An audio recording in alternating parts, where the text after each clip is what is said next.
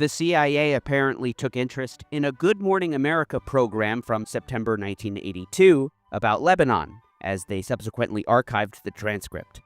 Perhaps due to reporter Jack Anderson's mention of secret files of the Central Intelligence Agency. The story they tell, he said, helps to explain what's happening in Lebanon. Listen to this. Back in 1955, Israel's top leaders held an intriguing, secret strategy session. The late Moshe Dayan was then the Army Chief of Staff. He urged that Israel select and support a Christian military officer in Lebanon. Let me quote directly what Dayan is reported to have said. "The thing that's necessary is to find an officer, even just a major. We would either win his heart or buy him with money to make him declare himself the savior of the Maronite Christian population." I'm still quoting. "Then the Israeli army will enter Lebanon, will occupy the necessary territory, and will create a Christian regime which will ally itself with Israel. The territory from the Litani River southward will be totally annexed by Israel." By the late 1970s, under the premiership of Menachem Begin, Israeli intelligence was deeply involved in southern Lebanon, supporting separatists not only through intelligence sharing, but also, simply put, attacks on civilians. A series of personnel changes created the conditions for a series of special operations which brought about chaos in the country. In 1978, General Raful Eitan became IDF Chief of Staff. Ronan Bergman has detailed this particularly gruesome period in his book Rise and Kill First. One of Bergman's many interviewees was a naval commando named David Sheik. As he described the Chief of Staff, Raful's attitude was that it made no difference which Palestinians we killed in Lebanon. They either were terrorists or would become terrorists, or they gave birth to terrorists. With Eitan's approval, a ruthless paratrooper named Meir Dagan was promoted to colonel. He earned his reputation commanding a secret unit which carried out extrajudicial killings. Without doubt, Bergman writes, Dagan's unit was ruthless, and it operated under its own rules. In order to protect its citizens, Dagan said, the state must sometimes perform actions that run counter to democracy. On the northern front, Meir Dagan was to head a new unit known as the South Lebanon region. Bergman additionally interviewed David Agmon, who was head of the Northern Command Staff, one of the few who were in on Dagan's secret ops. The aim, he said, was to cause chaos amongst the Palestinians and Syrians in Lebanon, without leaving an Israeli fingerprint, to give them the feeling that they were constantly under attack and to instill them with a sense of insecurity. According to then head of IDF's Northern Command, Major General Avidor Ben-Gal, these were carried out with the Chief of Staff's knowledge. Raful and I used to OK missions with a wink, Ben-Gal said. I used to tell him, Raful, we've got an op to do. He'd say, okay, but nothing in writing. We used locals as proxies, mercenaries. We put motivation into them, Christians and Shias and Sunnis, and we played them against one another.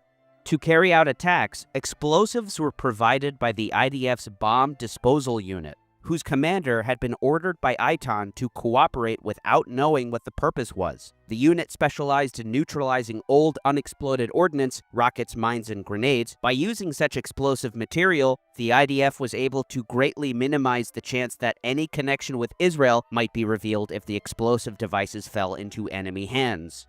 According to Ben-Gal, little drums used to carry explosives were dispatched to couriers in backpacks, or if they were too big, on motorcycles, bicycles, or donkeys. Soon the bombs began exploding at the homes of the PLO's collaborators in southern Lebanon, killing everyone there, as well as in PLO positions and offices and the Palestinian refugee camps around them, causing massive damages and casualties. Another Bergman interviewee was Brigadier General Amos Gilboa, head of the research division of Israel's military intelligence agency. What made it even more grave was that it was being done with the approval of the Chief of Staff.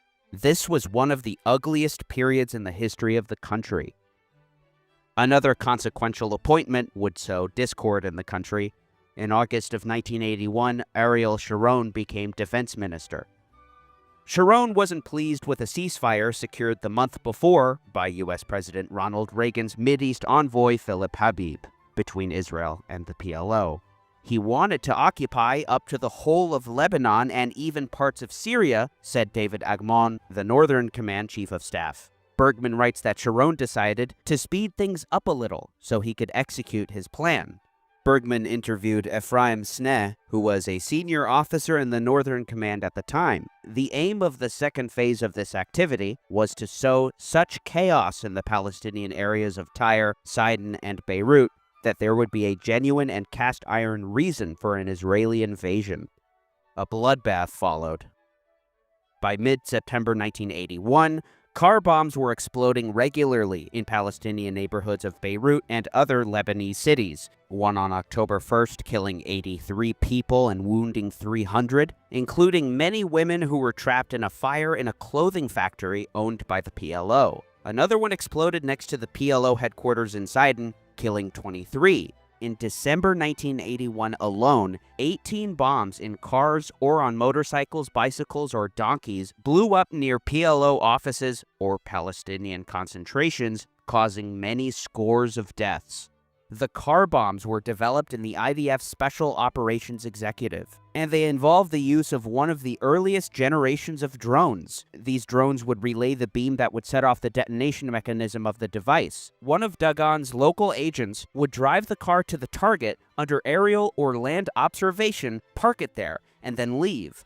When the observers identified the moment they were looking for, they'd push a button and the car would explode.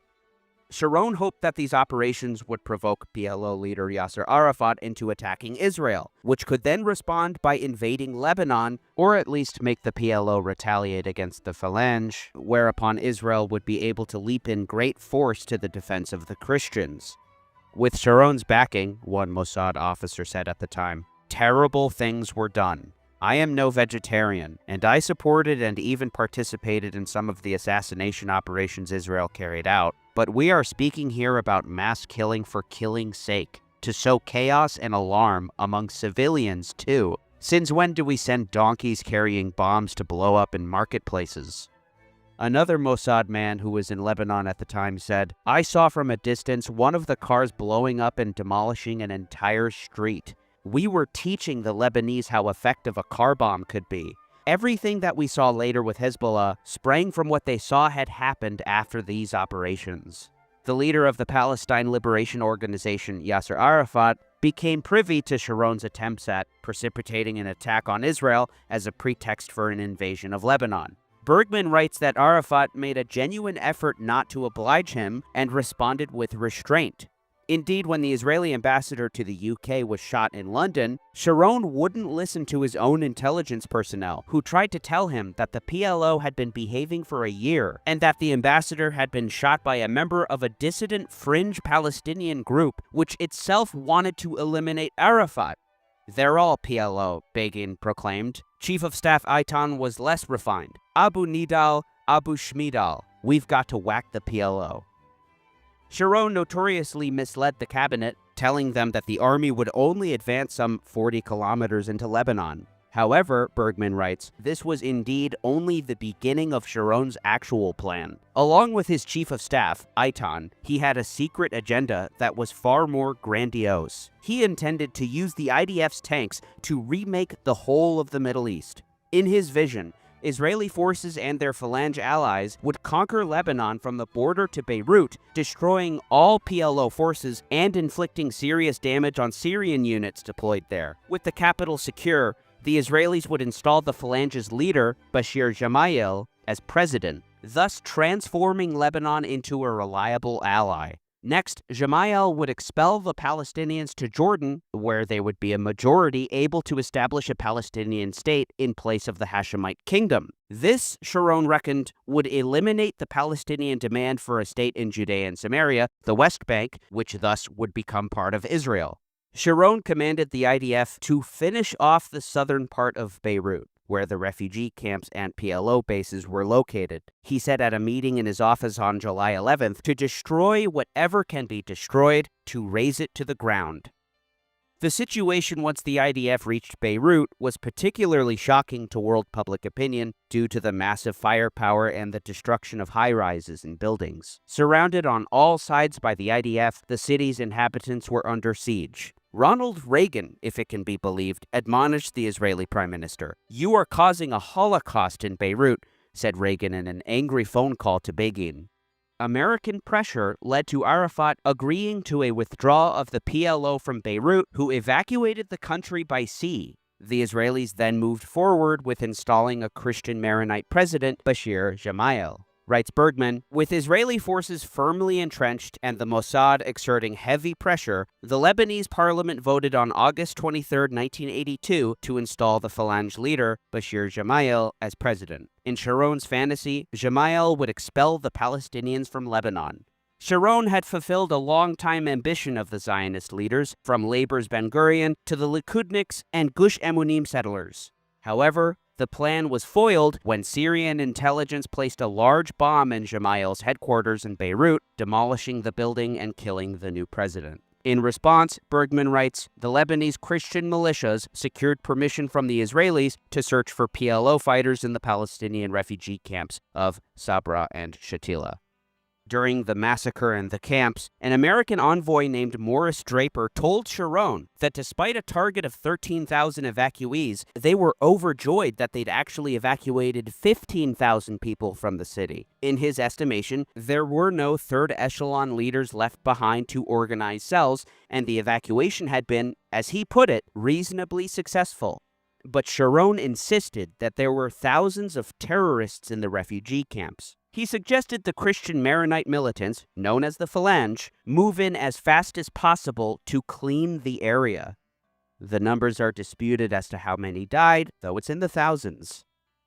A government commission recommended that Sharon be dismissed for his role in the killings, and Begin's government fired him. The army retreated to the south of the country, beginning a nearly 20-year military occupation. The disaster of the Lebanon invasion had a profound impact on a generation of anti-war activists and inspired countless people toward the Palestine cause. Lebanon would serve as a powerful reminder of the disastrous consequences of wars of conquest. Years later, Israeli historian Ilan Pappé would invoke the Lebanon quagmire as a cautionary tale for Americans in Iraq. From the Wall Street Journal in February 2004, Ilan Pappé of Haifa University said the view that political cultures can be remade through force contributed to Israel's decision to invade Lebanon in 1982. It took the Israelis 18 years and 1,000 soldiers killed to abandon that strategy, Mr. Pappé says. If the Americans operate under the same assumptions in Iraq, they'll fail the way the Israelis failed.